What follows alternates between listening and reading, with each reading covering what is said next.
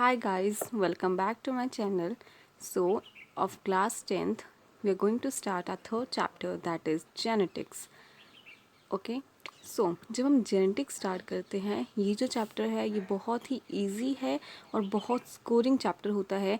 अगर आपको यहाँ की जेनेटिक्स समझ में आती है, तो अगर आप इन फ्यूचर बायो सब्जेक्ट रखते हैं, तो you know this is the most important part. Okay, so understand this chapter very properly. So, what is the definition of genetics? Genetics is the study of hereditary, that is, transmission of body features, both the similarities भी हो सकती हैं और dissimilarities भी हो सकती हैं from the parent to the offspring, and the law relating to such transmissions. Genetics basically क्या होता है कि ये हेरिडिटरी की स्टडी होती है. What is hereditary? हमने पिछले लेक्चर में भी पढ़ा था कि हेरिडिटरी क्या होता है कि जो करेक्टर्स हैं, चाहे वो सिमिलैरिटीज़ हों या फिर डिसिमिलैरिटीज़ हों, तो जब ये दोनों पास होती हैं from one generation to another, तो उसको हम कहते हैं हेरिडिटरी. तो this is what your genetics. अब ये बहुत इंपॉर्टेंट है कि जेनेटिक्स का फादर कौन है. Okay, so this question is most important. ठीक है, तो Gregor mental is called the father of genetics. And in the year कब इसका बर्थ हुआ था 1822 एंड इसकी डेथ हुई थी 1884 में. So he lived a life span between 1822 to 1884 and he is called the father of genetics. He did experiments on the garden pea. तो इसने जेनेटिक्स जो है, इसने जेनेटिक्स के बारे में बताया, मतलब डिस्कवर किया जेनेटिक्स. और वो जेनेटिक्स किस पर डिस्कवर किया, किस पर एक्सपेरिमेंट्स किए? He did experiments on the garden pea. Okay, तो उसका एक बेसिकली एक गार्डन था, तो वहाँ पे पी प्लांट्स होते थे, तो उस पर उन्होंने एक्सपेरिमेंट्स किए. और उसका जो साइंटिफिक नेम है दैट इज़ पाइजम सेटाइवम. अब ये देखिए, हमेशा आप कैसे लिख के आएंगे, देखिए पी कैपिटल होता है. Okay, pisum sativum. एस जो स्पीशीज़ का नेम होता है वो स्मॉल लेटर से स्टार्ट होता है. And always underline the terms. Okay, जो डिफरेंट जीनस और स्पीशीज़ हैं उनको हमेशा अंडरलाइन करके आइए. अगर आप अंडरलाइन नहीं करेंगे तो एग्जामिनर मार्क्स कट कर सकता है. Now his findings are now called the Mendel's law of inheritance. जो उसने जो भी चीज़ें फाइंड आउट करी, तो उसे अब हम एक टर्म देते हैं, that is the Mendel's law of inheritance. Now the term we have to learn, that is hereditary. We have learnt about what is hereditary. तो यही इसकी definition है, that is it is defined as the transmission of genetically based characteristics from parent to the offspring.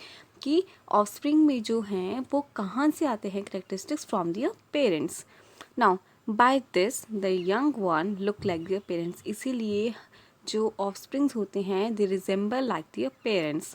Now ये एक phrase है that is like begets like. It means that कि जो young one, जो भी यंग वन पैदा होगा, they look like their parents. ठीक है, वो मतलब अपने पेरेंट्स की तरह उनकी अपेयरेंस होगी, या फिर पेरेंट्स की तरह, या फिर ग्रैंड पेरेंट्स की तरह. Okay, now example, cat produces cat not dogs. अब जो कैट है, आपने कभी देखा है कि कैट क्या डॉग प्रोड्यूस करता है? नो. क्योंकि ये क्या है, दैट इज़ कि जो यंग वन है वो हमेशा उसके पेरेंट्स की तरह ही रिजेंबल करेगा. तो cat produces cat, okay, not dogs. अब देखिए, all organism whether animals, plants और micro organisms even, okay, they produce their young own kind through reproduction. Now जितने भी ऑर्गेनिजम्स हैं, चाहे वो एनिमल्स हों, प्लांट्स हो या माइक्रो ऑर्गेनिज्म हो, वो अपनी ही तरह के ऑफस्प्रिंग जो हैं वो प्रोड्यूस करेंगे through the reproduction process. But the offspring are never identical to their parents. पर ज़रूरी नहीं है कि अगर पेरेंट्स की शक्ल ऐसी है या उनके कैरेक्टरिस्टिक्स ऐसे हैं, मतलब ज़रूरी नहीं होता कि जो ऑफस्प्रिंग है वो बिल्कुल आइडेंटिकल हो अपने पेरेंट की तरह. Some differences howsoever small it may be is found in them. मतलब डिफरेंसेस ज़रूर दिखाई देते हैं, चाहे वो डिफरेंसेस स्मॉल स्केल में हो, चाहे वो लार्ज स्केल में हो, बट वो डिफरेंसेस आपको ज़रूर दिखाई देंगे. Now variation in population. Variation in population जो है, that is the small difference among the individual of the same species is called variation. अब वेरिएशन क्या है, मतलब डिफरेंस कि जो सेम ही स्पीशीज़ के इंडिविजुअल के बीच में जो डिफरेंसेस होते हैं उन्हें हम कहते हैं वेरिएशंस. अब देखिए, हमारी जो जैसे स्पीशीज़ हैं ह्यूमंस की, दैट इज़ होमो सेपियंस. अब उस सेम स्पीशीज़ में कितने सारे इंडिविजुअल्स आते हैं, जो जितने भी ह्यूमंस हैं, ह्यूमन बींग्स हैं, वो सभी एक ही स्पीशीज़ के अंडर आते हैं, दैट इज़ होमो सेपियंस। तो होमो सेपियंस के अंदर भी आप देख सकते हैं कि हर इंडिविजुअल जो है वो दूसरे इंडिविजुअल के साथ मैच नहीं करता, means there are small differences, in fact there are large differences also. तो अगर हम एक ही स्पीशीज़ के अंदर बात करें तो उस वेरिएशंस को हम कहते हैं वेरिएशन इन अ पॉपुलेशन। मतलब कि हर स्पीशीज़ में, हर स्पीशीज़ के बीच में, हर इंडिविजुअल में क्या होंगी, वेरिएशंस होंगी। अब आपको मैं एक एग्जांपल लेके बताती हूँ, समझिए कि ये एक सर्कल है। So this is water species, कि ये एक सर्कल में स्पीशीज़ है, मतलब ये रिजेंबल करिए स्पीशीज़। अब एक ही स्पीशीज़ के लोग यहाँ पे रहते हैं, मान लीजिए ये सारे जो डॉट्स मैं बना रही हूँ दिस आर द इंडिविजुअल्स। तो ये इंडिविजुअल्स रह ज़रूर एक स्पीशीज़ में आ रहे हैं ये, but there are some differences among these individual. मतलब इन डॉट्स जो बना है इनमें कहीं ना कहीं या कभी ना कभी इसमें डिफरेंसेस ज़रूर आएंगे, चाहे वो डिफरेंसेस लार्ज स्केल में हो चाहे वो स्मॉल स्केल में हो। Okay, so this is what your variation in a population.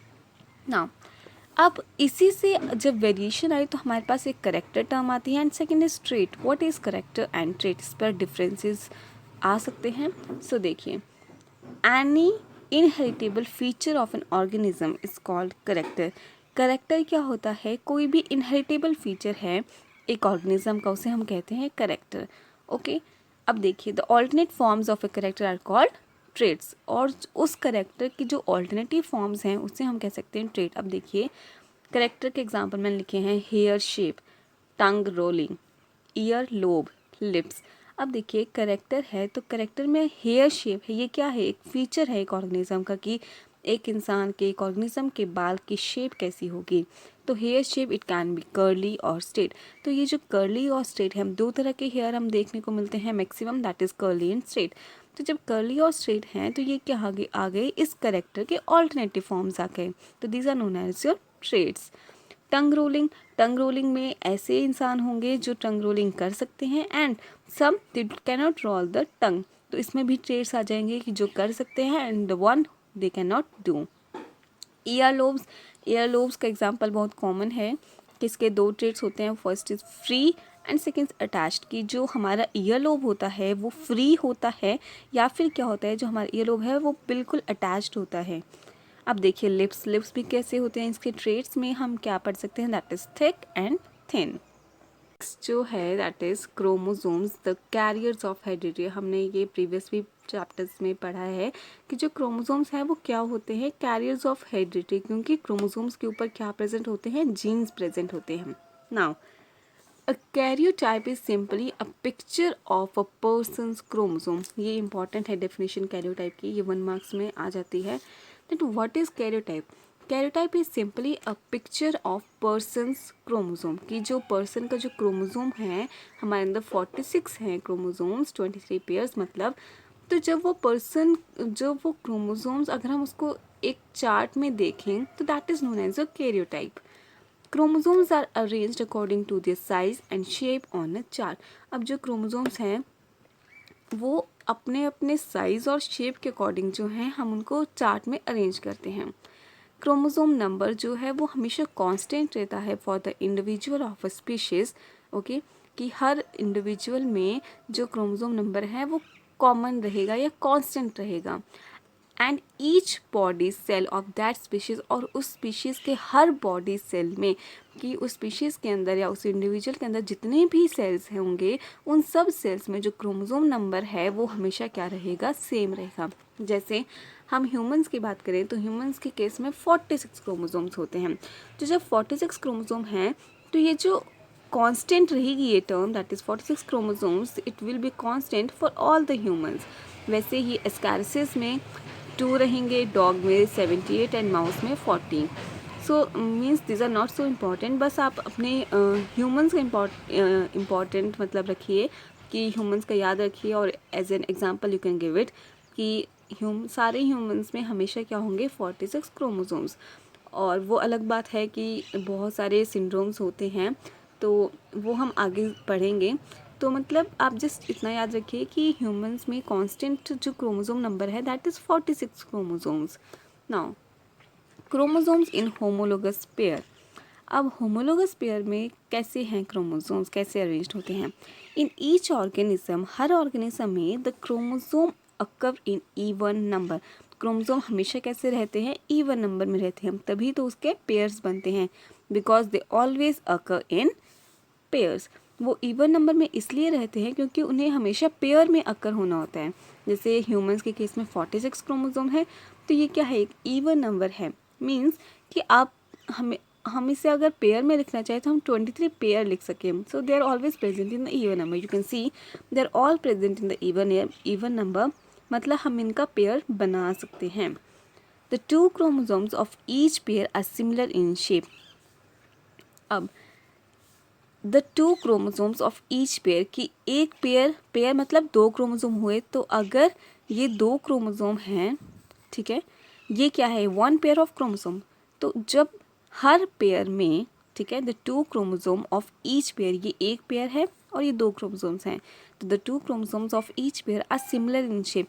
अब ये दोनों क्रोमोसोम जो होंगे वो शेप और साइज में क्या होंगे? सेम रहेंगे, and are obtain from each parent. और ये दोनों क्रोमोसोम जो हैं वो हर पेरेंट से आता है, मतलब एक मेल से आएगा तो एक फीमेल से आएगा, and is called the homologous chromosome, और इसे हम कहते हैं homologous chromosome. Okay, now chromosomes हमने पढ़ा है कि chromosomes are of two types, first is autosomes and sex chromosomes. तो ऑटोसोम्स जो फर्स्ट 22 पेयर होते हैं they are known as autosomes, and sex chromosome मतलब जो लास्ट होता है, ये 23rd होता है chromosome, that is known as sex chromosome.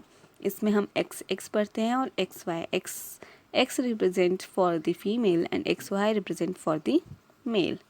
Now आगे आपकी बुक में एक टॉपिक है दैट इज सेक्स डिटर्मिनेशन। ये बहुत इम्पॉर्टेंट है, ठीक है। तो सेक्स डिटर्मिनेशन मीन्स कि द सेक्स मेल या female of a child depends upon the kind of sperm that fertilises the egg. ये लाइन आप बहुत इम्पॉर्टेंट है, ये लाइन, दैट इज़ कि बच्चे का, चाइल्ड का जो सेक्स होगा, ये मतलब या फिर वो चाइल्ड मेल होगा या फिर वो फीमेल होगा, तो ये जो है ये किस पे डिपेंड करता है? It depends upon the kind of sperm, कि कैसा स्पर्म जाके फीमेल के एक्स और एक्स के साथ जो है वो फर्टिलाइज करेगा। ओके, कि कैसा sperm, which kind of sperm will fertilise the egg. Okay, अब देखिए मेल में हमें पता है XY, फीमेल में XX। अब देखिए फीमेल में तो दोनों ही सेम है, तो अगर डिफरेंस कहाँ पे आएगा? मेल से आएगा। अगर मेल का X क्रोमोसोम जाके फीमेल के साथ अटैच होगा तो क्या हो बनेगा? फीमेल, मतलब बेबी गर्ल। अगर Y क्रोमोसोम जाएगा, तो अगर Y जाएगा तो वो भी किससे फर्टिलाइज होगा? That is X chromosome of the female, तो वो क्या बनाएगा? मेल और द बेबी बॉय। देखिए ये आपकी बुक में ऐसा है, तो मैं यहाँ से भी क्लियर करवा देती हूँ। फर्स्ट इज देखिए यहाँ मेल है एंड दिस इज़ फीमेल, तो मेल में XY है। जब मियोसिस होगा तो जो XY है वो दोनों क्या हो जाएंगे? सेपरेट आउट हो जाएंगे, X और Y। तो X वाला X स्पर्म बनाएगा, Y वाला Y स्पर्म बनाएगा। इसको आप भूल जाइए, आप बस इतना याद रखिए अभी। और दूसरी साइड हम फीमेल के पास चलते हैं, तो फीमेल का आप देखिए each egg has X chromosome. हर जो एग है, हर एग में XX क्रोमोसोम प्रेजेंट होगा। ओके, अब देखिए यहाँ से it depends upon the male, कि मेल का कैसा स्पर्म जाके फीमेल के एग के साथ फ्यूज़ हो रहा है, तो ये तो अपना X कंट्रीब्यूशन देगा। तो दिस इज़ व्हाट, अगर आपके मेल से X क्रोमोसोम आता है, X स्पर्म आता है, तो वो जाइगोट कैसा बनाएगा? Daughter, that is XX fusion हो जाएगी। अगर Y क्रोमोसोम कंट्रीब्यूट करता है तो सन बनेगा, that is XY। Okay, X यहाँ से आएगा और Y यहाँ से आएगा, तो दिस इज व्हाट की सन या daughter. The type of sperm that fertilises the egg determines whether the child will be male और female. See this is what कि मेल के जो क्रोमोसोम्स हैं, देखिए X और Y हैं, फीमेल के XX हैं। अगर मेल का X क्रोमोसोम फीमेल के Y क्रोमोसोम के साथ मिलता है तो क्या बनेगा? Baby girl, that is daughter. अगर मेल अपना Y कंट्रीब्यूशन देता है, फीमेल के पास तो XX ही है, तो अगर मेल अपना X देता है Y के फीमेल को तो वो बनाएगा son, that is baby boy. So this is what your sex determination. Now अब ये देखिए, ये बहुत इंपॉर्टेंट क्वेश्चन है कि जो word gene it was coined bye Wilhelm Johnson in the year 1909। ये बहुत इंपॉर्टेंट है। बच्चे क्या करके आते हैं कि सिर्फ जॉनसन लिख के आते हैं, तो कई बार एग्जामिनर दे सकता है एंड समटाइम्स सिर्फ 0.5 देगा। तो आप याद रखिए पूरा, that is Wilhelm Helm, okay, Wilhelm Johnson in the year 1909। Now genes and the alleles, ये हमने पूरा पढ़ा है प्रीवियस वीडियोस में भी। तो देखिए gene what is gene? Gene is a segment of DNA and the two alternative forms of gene are called alleles. ठीक है, जो अल्टरनेटिव फॉर्म्स होती हैं जीन्स की उसे हम कहते हैं एलील्स, और जो करेक्टर की अल्टरनेटिव फॉर्म्स थी उसे हम कहते थे ट्रेट। तो याद रखिए CT, जैसे CT स्कैन होता है तो C for character and T for trait की जो करेक्टर की ऑल्टरनेटिव फॉर्म्स हैं उन्हें हम कहेंगे ट्रेट। अब देखिए जीन है, मान लीजिए टॉलनेस का जीन है, ओके। तो जो टॉलनेस का जीन है उसके भी 2 एलील्स होंगे, that is these are the 2 alleles, ठीक है।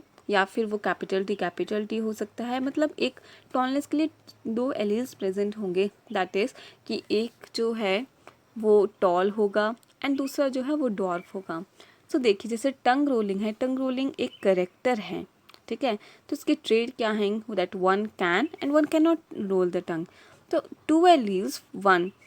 अब इस टंग रोलिंग के लिए 2 एलील्स या 2 ट्रेड्स हैं जो हम कहते हैं कि एक जो है वो रोलिंग के लिए है एक एलील, और दूसरा एलील जो है फॉर नॉट रोलिंग। देखिए जिस इंडिविजुअल में ये एलील प्रेजेंट होगा जो रोलिंग करने के लिए, तो that individual can roll their tongue, but जिसमें वो एब्सेंट रहेगा तो the individual they can not roll their tongue, okay.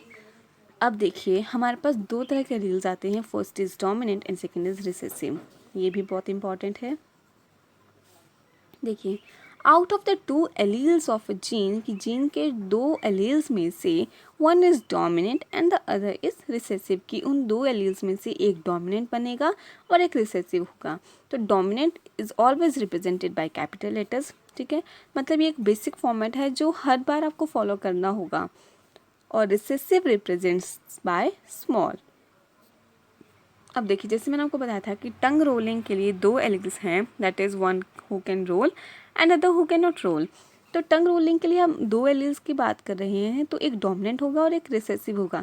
अब इन दोनों में से डोमिनेंट और रिसेसिव कौन सा होगा आपको पता लग गया होगा कि जो मैंने कैपिटल लेटर में लिखा है that is the dominant character, और जो मैंने रिसेसिव में लिखा है that is the small written by small, तो ये क्या है? ये रिसेसिव है, okay. Now alleles alternative form of a gene occupying the same locus on homologous chromosomes is called alleles। जैसे हमने homologous chromosome बनाए थे, तो इन दोनों होमोलोगस क्रोमोसोम में जो जीन्स के जो अल्टरनेटिव फॉर्म्स हैं, मान लीजिए R और R है, वो कहाँ पे होंगी? Occupying the same locus on the homologous chromosome. अगर एक डोमिनेंट जो है यहाँ पे प्रेजेंट है तो इसी के होमोलोगस क्रोमोसोम में सेम पोजीशन में जिसका रिसेसिव है वो प्रेजेंट होगा। ज़रूरी नहीं है कि एक डोमिनेंट और रिसेसिव ही होगा, but one can be R capital R and other can be capital R, और वन कैन बी R और स्मॉल r। तो ये डिपेंड करता है कि आपके मेल या फीमेल जो हैं वो कैस, मतलब जो होमोलोगस पेयर है वो कैसा है, मेल से कौन सा पेयर जो है वो आया है, ओके। सो देखिए A that is homozygous dominant, B homozygous recessive. Homo मतलब कि सेम, दोनों आपको सेम दिख रहे हैं कि दोनों कैपिटल में हैं, तो this is homozygous dominant, homozygous recessive क्योंकि दोनों छोटे हैं। This is what your heterozygous dominant, क्योंकि इसमें एक बड़ा है एक छोटा है, एक डोमिनेंट करेक्टर होगा एक recessive, that is heterozygous dominant. अब देखिए जस्ट एज्यूम कि ये जो आपका ए है that is for your tallness, okay. Tallness या ग्रोथ चेन के लिए आपके लिए रिस्पॉन्सिबल है कि आपकी हाइट कितनी होगी या एक प्लांट की हाइट कितनी होगी, उसके वो कितना टॉल होगा। तो अगर वो होमोजाइगस डोमिनेंट है, ठीक है, तो वो टॉल रहेगा। अगर वो होमोजाइगस रिसेसिव होगा, ठीक है, यहाँ पे बी नहीं आएगा, अगर हम ए की बात करें तो यहाँ पे स्मॉल ए आएगा, तो दिस विल बी कि the plant will be short, okay, क्योंकि इसमें होमोजाइगस रिसेसिव है। हम अगर दोनों रिसेसिव होंगे तो डोमिनेंट करेक्टर है ही नहीं, तो वो एक्सप्रेस ही नहीं होगा तो जो ग्रोथ है या टॉलनेस है वो रिड्यूस रहेगी। एंड इन दिस केस क्योंकि ये हेट्रोजाइगस है तो ये हेट्रोजाइगस बट इसमें एक डोमिनेंट एलील होने की वजह से उसकी हाइट जो है वो इंक्रीज होगी। देखिए आगे आप देख सकते हैं कि जो two contrasting alleles of the tongue rolling gene, आप देख सकते हैं कि ये इंसान, this boy he can roll his tongue but in this case she can not roll his tongue, ठीक है, रोल हर टंग। तो मतलब इसमें जो है वो एलील प्रेजेंट है कि वो रोल कर सकता है बट इसमें वो जीन ही एब्सेंट है कि इसी वजह से वो अपनी टंग को रोल नहीं कर पा रही। ओके, सो नेक्स्ट आपका एक टॉपिक है that is genotype and phenotype. Genotype और फिनोटाइप में क्या डिफरेंस है ये आप दिस इज़ इम्पॉर्टेंट। हम जीनोटाइप और फिनोटाइप की डेफिनेशन पर आते हैं। Genotype the set of genes present in the cells of an organism, कि किसी भी ऑर्गेनिज्म या इंडिविजुअल के जितने भी सेल्स हैं उन सेल्स में जितने जीन्स प्रेजेंट हैं उसको हम कहते हैं जीनोटाइप, कि वो उस इंसान का क्या है, जीनोटाइप है। The set of genes present in the cell of an organism. ना फिनोटाइप, फिनोटाइप मतलब कि हमारे जो हैं कि एक इंसान देखने को कैसा लगता है, that is what is called its phenotype, कि उसकी फेशियल अपीयरेंस कैसी है। Now the observable characteristics which are genetically controlled is known as phenotype, मतलब ऐसी करेक्टरिस्टिक्स जो हम ऑब्जर्व कर सकते हैं बट वो क्या रहेंगे, हमेशा genetically control, that is known as a phenotype. Now जो हमारा जीनोटाइप है we can not see it with our naked eyes unless we study the chart, but phenotype जो है हम देख के पता लगा सकते हैं कि यस इसका जो फिनोटाइप है मीन्स उसके हेयर्स कर्ली हैं, इसकी आइज ब्लू हैं and all that comes under phenotype. अब देखिए the three situation pertaining to any pair of the genes as for example tongue rolling can be as follows, ठीक है। तो टंग रोलिंग के लिए क्या हो सकते हैं, आर आर आर आर और आर आर, इन तीन पॉसिबिलिटीज़ के सिवाय हमारे पास कोई और पॉसिबिलिटी टंग रोलिंग में नहीं बन सकती। या फिर दोनों क्या होंगे, डोमिनेंट होंगे, ठीक है, आप ये याद रखिए, या फिर दोनों डोमिनेंट रहेंगे आर आर के लिए, this is for tongue rolling. तो दोनों डोमिनेंट रहेंगे, दोनों रिसेसिव रहेंगे, या फिर एक डोमिनेंट रहेगा एक रिसेसिव रहेगा। तो अगर वो डोमिनेंट रहेंगे तो वो इंसान टंग रोलिंग कर सकेगा, तो the individual will be called as tongue roller. अगर दोनों रिसेसिव हैं, दोनों स्मॉल आर हैं, जहाँ भी स्मॉल आएगा मतलब उस जीन के लिए वो मतलब स्पेसिफिक नहीं है, मतलब वो नहीं कर पाएगा जो चीज़ हम नोटिस करना चाहते हैं। दैट इज़ इस केस में हम टंग रोलिंग की बात कर रहे हैं तो वो नॉन रोलर होगा, वो रोल नहीं कर पाएगा अपनी टंग को बिकॉज इसके पास एक भी डोमिनेंट कैरेक्टर नहीं है। Whereas in this case एक डोमिनेंट है एक रिसेसिव है, तो हमेशा जो डोमिनेंट वाला है वो अपना इफ़ेक्ट जो है वो ज़्यादा शो करेगा और रिसेसिव वाला मतलब वो दब जाएगा। Okay, so what is this, कि अगर ये डोमिनेंट है तो वो टंग रोलर होगा वो individual. Now see the genetic constitutions pertaining to the kinds of genes possessed are called genotype। जैसे हमने डेफिनेशन पढ़ी कि जो जेनेटिक कॉन्स्टिट्यूशन है कि कैसे जीन्स प्रेजेंट है, this is known as the genotype and the expressed shown character, कि जो हमें दिखाई देने वाले करेक्टर्स हैं, this are known as the phenotype. Thus for the phenotype for tongue rolling there are two genotypes. अब phenotype के लिए दो जीनोटाइप्स हैं। अब क्या जीनोटाइप्स हैं, वन इज होमोजाइगस डोमिनेंट। देखिए फिनोटाइप तो दो ही फिनोटाइप हैं, क्या कि एक जो है वो टंग रोल कर पा रहा है, सेकंड जो है वो नहीं कर पा रहा। तो उसके लिए क्या है, दो जीनोटाइप हैं। First is homozygous dominant that has similar pair that is R R, ठीक है, तभी इसका नाम क्या हुआ होमोजाइगस, क्योंकि सेम सेम है। Heterozygous with dissimilar pair that is R R, तभी जो है वो टंग रोलर होगा, मतलब वो इंडिविजुअल टंग रोल कर सकेगा। एक इंडिविजुअल जो टंग रोलर है, ठीक है, टंग रोलर है मतलब जो टंग रोलिंग कर पा रहा है, उसके पास दो क्या होंगे, जीनोटाइप होंगे, या फिर वो जीनोटाइप्स कैपिटल आर होंगे या फिर वो कैपिटल आर स्मॉल आर होंगे। तो जब हम उसके पूरे जीनोटाइप स्टडी करेंगे तब हमें पता लगेगा कि वो इंडिविजुअल जो टंग रोल कर पा रहा है दैट इज़ होमोजाइगस डोमिनेंट या फिर वो हेट्रोजाइगस डोमिनेंट है। Now the genotype for the non roller is just one single. अब जो नहीं कर पा रहा है उसके पास तो सिर्फ एक ही जीनोटाइप होगा, दैट इज स्मॉल आर, क्योंकि और तो उसके पास कोई जीनोटाइप नहीं हो सकता, क्योंकि अगर उसके पास कैपिटल आर आ गया तो that is what comes under your tongue roller, कि वो टंग रोल कर पा रहा है। नेक्स्ट आपकी बुक में एक बहुत इंटरेस्टिंग है, ठीक है, एक चार्ट बनाया है, that is from parents to children tongue rolling an example of inheritance. ये एक एग्जाम्पल है इनहेरिटेंस का। आप देखिए आपके पास दो पेरेंट्स दिए हैं, this is female and this is male, मतलब फादर एंड मदर। तो दोनों ही रोलर हैं, ठीक है, दोनों ही रोल कर पा रहे हैं अपनी टंग को, as you can see. But you see कि जो इनके ऑफस्प्रिंग्स बन रहे हैं उनमें से सिर्फ दो जो है वो रोलर हैं और एक नॉन रोलर है, ठीक है। तो अब हमें कैसे पता लगा कि अब हम देख, ये है इसका फिनोटाइप, दैट इज़ कि ये भी रोल कर पा रही है and he can also roll his tongue. But इनके जो ऑफस्प्रिंग है उनमें से एक जो लड़की है शी कैन नॉट रोल हर टंग। तो हमें इसे डिटेल में समझने के लिए इसका जीनोटाइप स्टडी करना पड़ेगा। अगर ये भी डोमिनेंट होती, होमोजाइगस डोमिनेंट, और ये भी होमोजाइगस डोमिनेंट होता, तो ऐसी सिचुएशन नहीं आती जहाँ पर एक जो है वो नॉन रोलर हो। तो व्हाट वी कैन से कि इन दोनों जो हैं ये दोनों हेट्रोजाइगस डोमिनेंट होंगे, R R capital R small R. अगर ये हेट्रोजाइगस होंगे तभी एक नॉन रोलर बनेगा।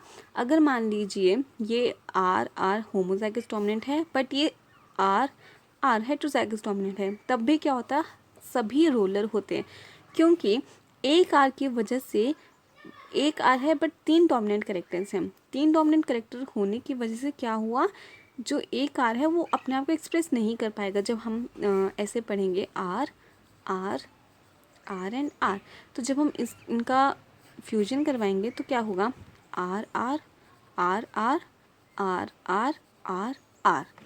तो देखिए आप देख सकते हैं सभी क्या होंगे, रोलर होंगे, क्योंकि सभी में एक डोमिनेंट जो एलील है दैट आर वो प्रेजेंट रहेगा। बट सेम अगर ये हेट्रोजाइगस होती, ठीक है, और ये डोमिनेंट होमोजाइगस डोमिनेंट होती, तब भी यही सिचुएशन आती। बट यहाँ पे हम क्या करते हैं, यहाँ पे आर आर लिखते हैं, यहाँ पे आर आर लिखते हैं, तो सेम ही आते हैं। बट क्या है कि सभी जो हैं वो टंग रोलिंग कर पाते। बट एक जब नॉन रोलर आ गया तो हमें पता चल गया कि जो पेरेंट्स हैं वो दोनों क्या हैं, हेट्रोजाइगस हैं, हेट्रोजाइगस डोमिनेंट करें।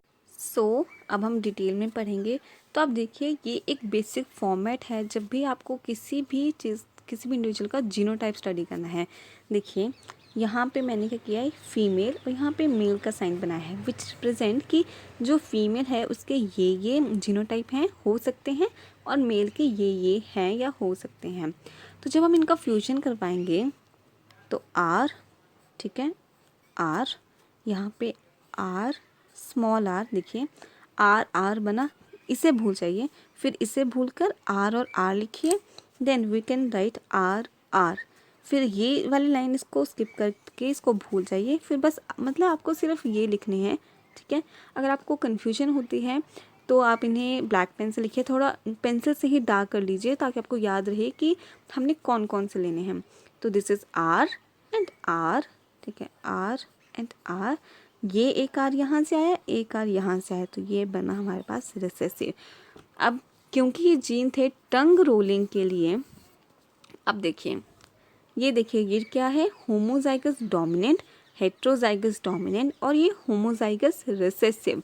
क्योंकि इन तीनों में डोमिनेंट है तो ये क्या है, होंगे टंग रोलर, ये भी टंग रोलर, ये भी टंग roller.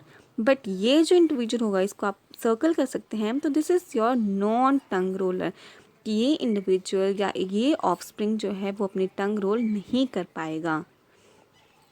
See this was your phenotype, कि हम जो इसके करेक्टर्स हैं, जो ऑब्जर्वेबल करेक्टर्स हैं, वो हम देख सकते हैं कि ये रोल कर रही है, ये भी कर रहा है, बट इसके दोनों ऑफस्प्रिंग कर रहे हैं बट एक ऑफस्प्रिंग नहीं कर पा रही।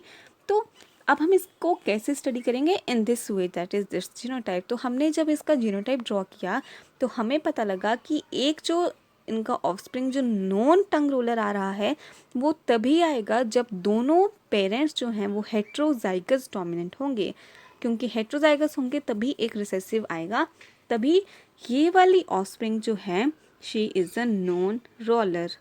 ये जो हमने स्क्वायर बनाया जीनोटाइप के लिए, इसको हम कहते हैं प्यूनेट स्क्वायर। क्या कहते हैं हम इसको? Punnett square. के पास ये एक फॉलोइंग पॉइंट्स हैं। ये इसीलिए हैं कि अगर इन केस आपके पास आता है सिर्फ ऐसे ही कि सर्कल है और द स्क्वायर है, तो आप कैसे डिफ्रेंशिएट करें कि मेल है या फीमेल है? तो ये टर्म्स हैं, या मतलब आप बोल सकते हैं सिंबल्स हैं, जिससे हमें डिफरेंस पता लगता है कि ये मेल के लिए यूज्ड है, ये फीमेल के लिए।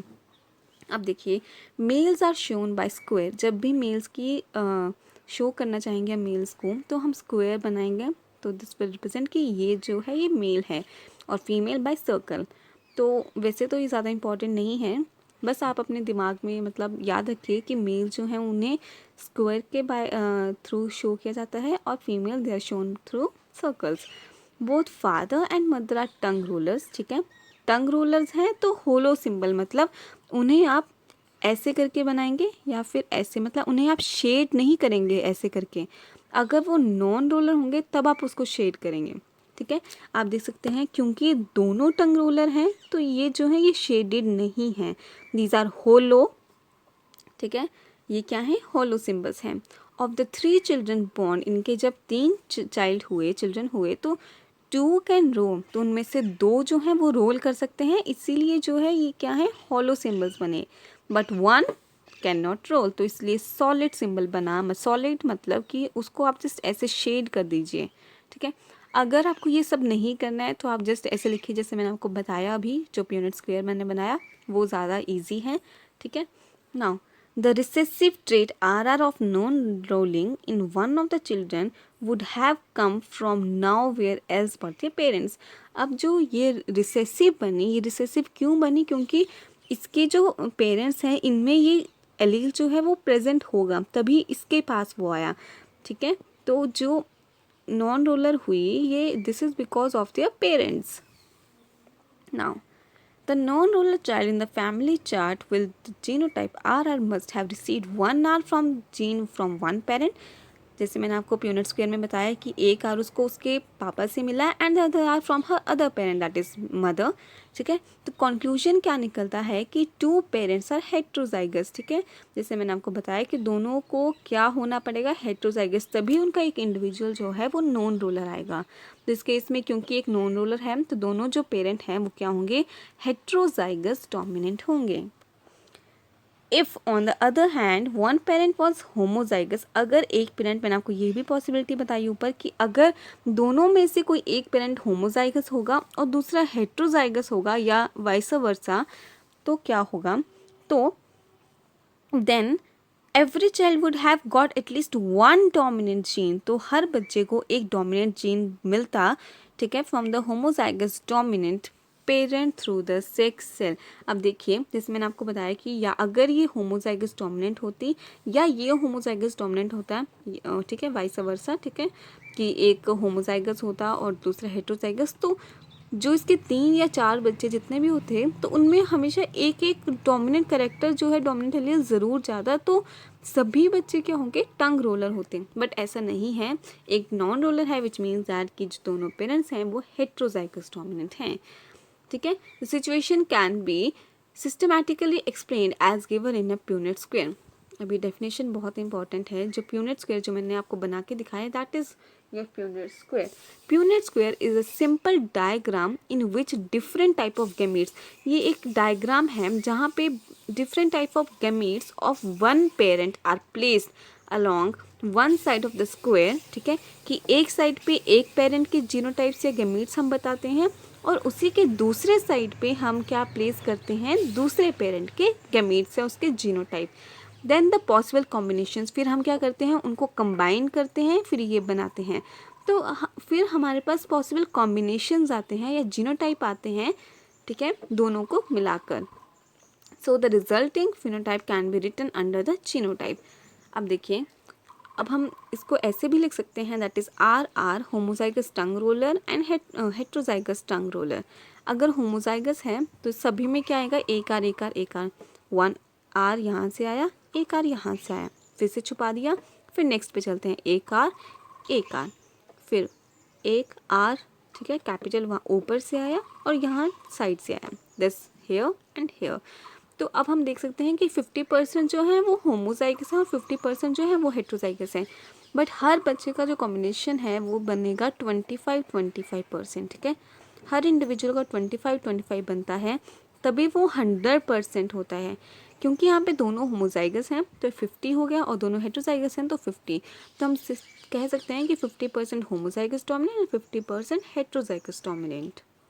देखिए हमारे पास नेक्स्ट इम्पॉर्टेंट टॉपिक है, that is sex linked inheritance, ठीक है। Sex linked inheritance is the appearance of a trait, ठीक है, which is due to the presence of an allele exclusively either on the X chromosome और on the Y chromosome। कि जो sex linked inheritance है वो किसकी appearance है, trait की अपीयरेंस है, जो किस पर प्रेजेंट होगी, या फिर वो एक्स क्रोमोसोम पर प्रेजेंट होगी या फिर वो वाई क्रोमोसोम पर प्रेजेंट होगी। मतलब सेक्स लिंक्ड इनहेरिटेंस हम उसे कहते हैं जो एलील्स या जो ट्रेट्स जो हैं वो सेक्स क्रोमोसोम पर प्रेजेंट होते हैं और वो पास ऑन होते हैं, तो that is called your sex linked inheritance. मतलब सेक्स क्रोमोसोम के साथ जो लिंक्ड इनहेरिटेंस होती है उससे हम कहते हैं सेक्स लिंक्ड इनहेरिटेंस। नाउ हमारे पास एक्स लिंक्ड इनहेरिटेंस हो सकती है और एक वाई लिंक्ड इनहेरिटेंस हो सकती है। तो जो एक्स लिंक्ड इनहेरिटेंस है उसके बारे में हम फर्स्ट स्टडी करेंगे। तो first is certain disorders cause due to the hereditary such as hemophilia and color blindness are more common in males than in females। हम बहुत बार पढ़ते हैं कि जो बाल्डनेस होती है, कलर ब्लाइंडनेस होता है, हीमोफीलिया होता है, वो एक ऐसे डिसऑर्डर्स हैं जो ज़्यादातर मेल्स में दिखाई देते हैं बट फीमेल्स में नहीं दिखाई देते, ठीक है। तो ये भी क्या है, they are also cause due to hereditary, कि transmission of characters from one generation to another, वो भी किसके अंडर आएंगे, एक्स लिंक्ड इनहेरिटेंस के। Such defects are due to recessive genes. अब ये जो हीमोफीलिया, कलर ब्लाइंडनेस या बाल्डनेस जैसे डिसऑर्डर्स हैं ये सभी रिसेसिव जीन्स की वजह से। Colour blindness is an inherited disease due to which affected individual cannot differentiate between certain colors, mostly green and red। कि जो कलर ब्लाइंडनेस डिसऑर्डर है वो एक इनहेरिटेड डिजीज़ है जो ऐसे जब वो इंडिविजुअल्स में होता है तो वो पर्टिकुलर इंडिविजुअल रेड और ग्रीन के बीच में डिफ्रेंशिएट नहीं कर पाता। मतलब उसे रेड और ग्रीन कलर्स जो हैं उनके बीच में कोई डिफरेंस नहीं दिखाई देता। So, you can also check if you are normal or color blind by reading the number given in the 3 colored circle in the chapter sense organ। के आपकी चैप्टर आगे सेंस ऑर्गन्स में दिया है 3 colored, so you can see। हमने तो बहुत देखे हैं अपनी बारी में। Now it's your turn to see। Now if you can see them then you're normal, otherwise color blind, ठीक है। वो आप देख के मुझे कमेंट सेक्शन में ज़रूर बताइए कि आपको दिखाई देता है या नहीं। Next is the haemophilic. Now haemophilia is a genetic disorder. Haemophilia एक जेनेटिक डिसऑर्डर है जहाँ पे जो इंडिविजुअल है इन विच द सफरर्स, ठीक है, homozygous recessive female and the recessive X bearing male are at a risk of bleeding to death because the blood fails to clot in them. इस case में क्या होता है, जो अगर कोई इंडिविजुअल हीमोफिलिक है, ठीक है, तो हीमोफिलिक मतलब एक ऐसा डिसऑर्डर है या एक ऐसा जेनेटिक डिसऑर्डर है, अगर किसी भी इंसान जो हीमोफिलिक है उसको कट लगता है तो उसके बॉडी से जो ब्लड है वो ooze आउट होता रहता है, वो बाहर निकलता रहता है वो ब्लड। मतलब वो जो है वो उसके क्लॉटिंग नहीं होती ब्लड की, तो एक्सेसिव ब्लड लॉस की वजह से उस पर्टिकुलर पर्सन की क्या हो सकती है, डेथ हो सकती है। Now rare cases of hemophilic males do occur but practically none of the hemophilic females। अब वही है कि मेल्स में हीमोफीलिया के चांसेस ज़्यादा रहते हैं as compare to the females. अब हम सेक्स लिंक्ड जो एक्स क्रोमोसोम लिंक्ड इनहेरिटेंस है कलर ब्लाइंडनेस की और हीमोफीलिया की, वो अब हम ह्यूमंस में पढ़ेंगे। तो आपको मैं आगे चलने से पहले एक बात क्लियर करवा दूँ कि जो हीमोफीलिया, बाल्डनेस जैसे डिसऑर्डर्स हैं या जो हमने कलर ब्लाइंड पढ़ा तो वो फीमेल में कम क्यों दिखाई देते हैं एंड मेल्स में ज़्यादा क्यों दिखाई देते हैं, क्योंकि ये इम्पॉर्टेंट क्वेश्चन है कि कोई भी डिसऑर्डर है, हीमोफीलिया है, कलर ब्लाइंडनेस है या बाल्डनेस है, वो मेल्स में ज़्यादा क्यों दिखाई देते हैं? दैट इज़ बिकॉज क्योंकि मेल्स में एक्स वाई होता है और फीमेल्स में एक्स एक्स होता है। क्योंकि मेल्स में एक ही एक्स क्रोमोसोम होता है, तो अगर कोई डिसऑर्डर होता है, जेनेटिकली इनहेरिटेंस होती है, तो अगर मान लीजिए हीमोफीलिया का ही डिजीज़ ले लीजिए, डिसऑर्डर ले लीजिए, तो अगर हीमोफीलिया का इनहेरिटेंस होता है तो इस क्रोमोसोम के ऊपर वो आ जाएगा हीमोफीलिया का वो जीन जो उस पर्सन को हीमोफिलिक बनाएगा। तो एक्स एच फिर वाई। बट तो ये जो मेल होगा वो हीमोफिलिक बन जाएगा, ठीक है। But in case of females क्योंकि 2 एक्स क्रोमोसोम होंगे, तो अगर एक के ऊपर हीमोफीलिया, वैसे बहुत रेयर होता है कि दोनों के ऊपर एच एच आए, तब वो फीमेल जो होगी वो हीमोफिलिक होगी, ठीक है। अगर एक ही एच प्रेजेंट होगा एक एक्स के साथ, तो वो जो होगी उसे हम कहेंगे कैरियर। क्या कहेंगे हम उसे? Carrier female. तो उसे हम कहेंगे कैरियर फीमेल कि फीमेल हीमोफिलिक तो है बट वो कैरियर है उसके, ओके। बट इन केस अगर दोनों एक्स के ऊपर हमारे पास हीमोफीलिया के जीन्स प्रेजेंट होंगे, तो हम क्या कहेंगे कि वो कैरियर फीमेल नहीं है but that is the haemophilic female. कि वो फीमेल कैसी है? हीमोफिलिक। बट तो चांसेस जो है फीमेल के हीमोफीलिया या कलर ब्लाइंड होने के वो बहुत रेयर होते हैं, ठीक है। क्योंकि कई बार क्या मैक्सिमम टाइम यही होता है कि एक ही एक्स के ऊपर एच वाला जो हीमोफिलिक जीन है वो प्रेजेंट होता है, दोनों में नहीं होता। But in case of male अगर एक में ही प्रेजेंट है तो वो हीमोफीलिया होगा। अगर एच की जगह सी प्रेजेंट है, यहाँ भी सी है, तो वो कलर ब्लाइंडनेस के लिए लीड करेगा, ठीक है। तो ऐसे ही होता है।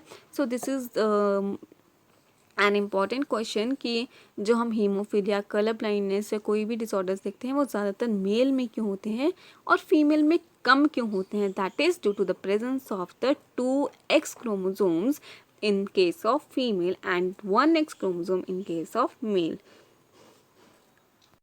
देखिए अब आपकी बुक में एक प्यूनेट स्क्वायर दिया है जहाँ पे हमारे पास एक मदर है, एक फादर है। फादर जो है वो कलर ब्लाइंड है। Instead of using this circle you can also use x, ठीक है। एक्स के ऊपर छोटा सी लिखिए फिर वाई लिखिए, तो आपको डिफ्रेंशिएट हो जाएगा कि ये सी जो है वो कलर ब्लाइंड के लिए, और आपको याद भी रहेगा कि सी फॉर कलर ब्लाइंड और एक्स के ऊपर हमने सी लगाना है। ये ज़रूरी नहीं है कि जैसे आपकी बुक में बनाए हैं या जो अगर आपकी बुक में मदर को नॉर्मल रखा है तो आप हमेशा पेपर में मदर को नॉर्मल ही रख के आइए। No, it all depends upon you. बस आपको जो फॉर्मेट है वो थोड़ा समझना होगा। बाकी ये जो स्क्वेयर्स आप बनाते हो ये बहुत इजी होते हैं, ट्रस्ट मी। अगर आप इनको प्रैक्टिस करोगे बार बार तो बहुत इजी होते हैं ये, और बहुत स्कोरिंग नंबर मिलते हैं इनमें। अब देखिए आपकी बुक में एक नॉर्मल मदर है दैट इज़ एक्स एक्स, और एक कलर ब्लाइंड फादर है that is X C Y. अब देखिए इस स्टेप को खोने से पहले आप ये ऐसे ज़रूर कीजिए, ठीक है। यहाँ पे एक एक्स बनाइए, यहाँ पे भी एक एक्स बनाइए, यहाँ पे क्योंकि एक एक्स क्या आएगा? सी आएगा। और हमेशा इसे ना सर्कल के अंदर लीजिए ताकि आपको ये पता चले कि ये गैमीट्स हैं। So you can write here as gametes. Gametes क्या बने? मदर से एक्स एक्स और फादर से बने एक्स सी एंड वाई। अब एक्स सी एंड वाई बने तो जब इनकी फ्यूजन हुई, अब देखिए अब हम प्यूनेट स्क्वायर ज़्यादा इजी मेथड है तो हम इसे ही फॉलो करते हैं। अब देखिए ये जो एक्स एक्स हैं जैसे मैंने आपको बताया था, you can also right here like this is what your father, so this is your male and this is your female. तो आप लिख सकते हैं कि फीमेल के नीचे कैसे हैं? नॉर्मल है तो एक्स एक्स आएगा, यहाँ पे एक्स नॉट की जगह आप सी लिख लीजिए और यहाँ पे वाई। तो अब देखिए वाई वाले पोर्शन को भी भूल जाइए, जस्ट कॉन्सेंट्रेट कि जो आपका पहला बॉक्स बना है उसमें आप क्या लिखेंगे। तो एक एक्स यहाँ से आया, एक एक्स यहाँ से आया, तो एक्स सी। अब ज़रूरी नहीं है कि पहले ये वाला ही आना है या ये वाला, you can choose any one, ठीक है। तो आप पहले एक्स सी लिख लीजिए या एक्स लिख लीजिए या जैसे लिखा है वैसे लिख लीजिए। तो you can also write X C. मैं पहले ये वाला नीचे लेके आ रही हूँ, फिर यहाँ से इसका फीमेल का एक्स क्रोमोसोम आया। अब देखिए यहाँ पे ये, अब जब ये है वाई है क्रोमोसोम, तो आप देखिए आप इसे ना लेके आना इधर, you just take the female. यहाँ से एक्स क्रोमोसोम आया और यहाँ से वाई क्रोमोसोम आया, तो ये बना सन, ये बना डॉटर। यहाँ से एक्स आया, यहाँ से एक्स सी आया, तो ये क्या बना हमारे पास? डॉटर और यहाँ पे XY और XY। अब देखिए, मैंने जब जैसे आपको बताया था कि अगर दोनों एक्स के ऊपर सी वाला जीन या कलर ब्लाइंड वाला जीन प्रेजेंट होगा तभी वो जो डॉटर है वो कलर ब्लाइंड होगी। बट इन दिस केस दोनों डॉटर्स जो हैं वो कैरियर्स हैं, दे आर द कैरियर्स, मतलब कि वो कलर ब्लाइंड नहीं है बट हाँ वो उस कलर ब्लाइंड जीन की कैरियर है, मतलब वो आगे इस कलर ब्लाइंड जीन को पास करेंगी। But in case of male वो नॉर्मल है तो वो ना नॉर्मल है। ऑलवेज रिमेंबर कि जो सन है या मेल है वो कभी भी कैरियर नहीं हो सकते। इस फॉर्म में भी क्वेश्चन आता है कि जो मेल्स हैं वो कैरियर क्यों नहीं हो सकते, because of only one x chromosome present in them. ठीक है, नाउ हमने पढ़ा केस 1 जहाँ पे मदर नॉर्मल है, फादर कलर ब्लाइंड है। अब दूसरे केस में क्या है कि जो फीमेल है वो कलर ब्लाइंड है बट फादर जो है वो बिल्कुल नॉर्मल है। देखिए XXC। अब देखिए वैसे ही हम इसके गैमेट्स बनाएंगे। यहाँ पे फादर के गैमेट्स X आ गया और ये Y आ गया, इधर क्या आएगा, एक X आ गया, ठीक है, एक XC कलर ब्लाइंड। अब XY हम वैसे ही लिखेंगे, वैसे ही प्यूनेट स्क्वायर करके इनको हम रिकॉम्बिनेशंस बनाएंगे, that is XC and X। ठीक है, तो अब हमें इस प्यूनेट स्क्वायर से पता लग रहा है कि ये क्या है, डॉटर कैसी है, कैरियर है, कलर ब्लाइंड सन है। बिकॉज क्योंकि अगर मदर के एक भी एक्स में प्रेजेंट होगा तो वो हमेशा अपने बेटे को पास ऑन करेगी। This is what your Chris cross inheritance, जो हम आगे अभी डिटेल में पढ़ेंगे। तो क्योंकि मदर के पास है तो मदर किसको देगी, अपने सन को देगी। तो इस वजह से जो सन है वो कलर ब्लाइंड हो गया। अब नॉर्मल डॉटर एंड नॉर्मल सन, तो अब हम इसे कैसे लिख सकते हैं कि 25% is the carrier daughter, 25% color blind son, 25% daughter and 25% normal son. Okay, so or you can also write that 25% carrier daughter. ठीक है, if you don't want to write daughter though you can also write 25% carrier, 25% color blind and 50% normal, चाहे वो daughter हो चाहे वो son हो। So these were the two cases। अब देखिए जब भी आपका कलर ब्लाइंड या हीमोफीलिया पर क्वेश्चन आता है तो आप ये केस 1 एंड केस 2 ज़रूर बनाइए, दोनों केसेस बनाने हैं ताकि आपको नंबर बहुत अच्छे से मिले। अगर हीमोफीलिया का केस आता है तो आपको सेम ही करना है कि एक जगह मदर को कैरियर बना देना है, दैट इज़ X, और उसको हमने स्मॉल h से लिखना है, और एक जगह नॉर्मल फादर को लिख देना है। बस जहाँ पे H आए, जहाँ पे C था हमारा वहाँ हम H से रिप्लेस कर देंगे। एक केस ये बनाएंगे and second case would be कि जहाँ पे मदर जो है वो नॉर्मल है बट फादर जो है वो हीमोफिलिक है। तो यू कैन सी, ओके, तो आप हीमोफिलिया के केस में भी दोनों केसेस बना के आइए। This was what I was talking, that is criss cross inheritance, mother to son and father to daughter. Inheritance of X-linked gene as in color blindness and hemophilia is also criss-cross inheritance।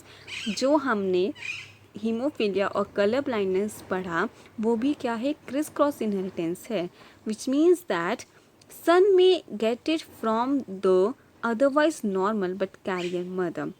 कि जैसे हमने पढ़ा haemophilia और colour blindness के case में कि जो सन है वो हीमोफिलिक या कलर ब्लाइंड क्यों होता है, क्योंकि उसकी मदर कैरियर है तो वो मदर से सन में जाएगा। अब देखिए, and color blind father may pass it on to the daughter making her color blind if the mother is a carrier। अगर मदर कैरियर है तो वो अपना एक्स अपनी बेटी को भी देगी, बट इन केस अगर मेल भी कैरियर है तो मेल हमेशा कहाँ पास ऑन करेगा अपने, that is to the daughter, daughter को पास करेगा। तो वो डॉटर अगर मेल नॉर्मल है, फीमेल नॉर्मल है और मेल कैरियर है तो daughter will be carrier. But अगर फीमेल भी कैरियर है और मेल जो है वो हीमोफिलिक या कलर ब्लाइंड है तो जो डॉटर है वो हीमोफिलिक या कलर ब्लाइंड होगी, नॉट कैरियर। तो this is your Chris cross inheritance, जहाँ पे मदर के जो जीन्स हैं वो सन में जाते हैं एंड जो फादर या मेल के हैं वो डॉटर में जाते हैं। So this is your Chris cross inheritance. So this was all for today's lecture. अब हम नेक्स्ट वीडियो में मैंडल्स की लॉज पढ़ेंगे जो बहुत ही इम्पॉर्टेंट एंड इंटरेस्टिंग है। एंड मैं उन्हें बहुत इंटरेस्टिंग वे में आपको रिप्रेजेंट करूँगी। So subscribe my channel, share कीजिए आगे से आगे अपने फ्रेंड्स को जो क्लास 9th और 10th में हैं, and those who find bio as a difficult subject, so this would be helpful for them. And yeah, don't forget to press the bell icon, जिसकी वजह से मेरी वीडियोस की नोटिफिकेशन आपके पास सबसे पहले पहुंचेगी। So thank you so much, अगली वीडियो में मिलते हैं।